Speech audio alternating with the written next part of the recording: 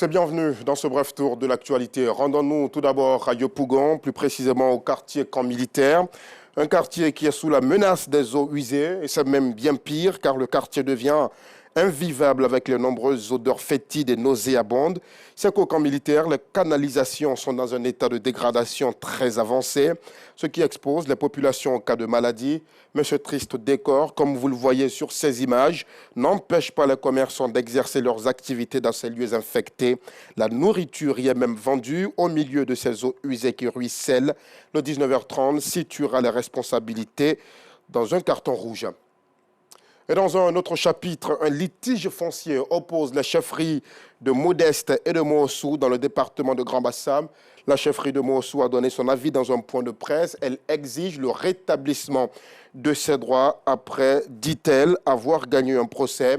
Quel est ce procès? Quels sont les droits en question? Yacouba Koulibaly et Georgette Fofana nous feront le point de ce conflit à 19h30. Et dans l'actualité hors de nos frontières, au Togo, pour commencer, les élections législatives et régionales sont prévues le 29 avril 2024. La communauté économique des États d'Afrique de l'Ouest, CEDEAO, a annoncé le 15 avril dernier l'envoi d'une mission exploratoire. Mais aujourd'hui, mardi 16 avril, l'organisation sous-régionale ne parle plus que d'une mission d'information dans ce pays, marqué par un contexte politique tendu suite à l'adoption fin mars d'une nouvelle constitution. Hier soir, la CEDEAO diffuse un premier communiqué dans lequel elle annonce l'envoi d'une mission exploratoire, selon le terme utilisé par l'organisation sous-régionale, pour interagir avec les principales parties prenantes sur les derniers développements dans le pays. La commission de la CEDEAO dit avoir jugé nécessaire de dépêcher une telle mission dans un contexte qualifié de crucial.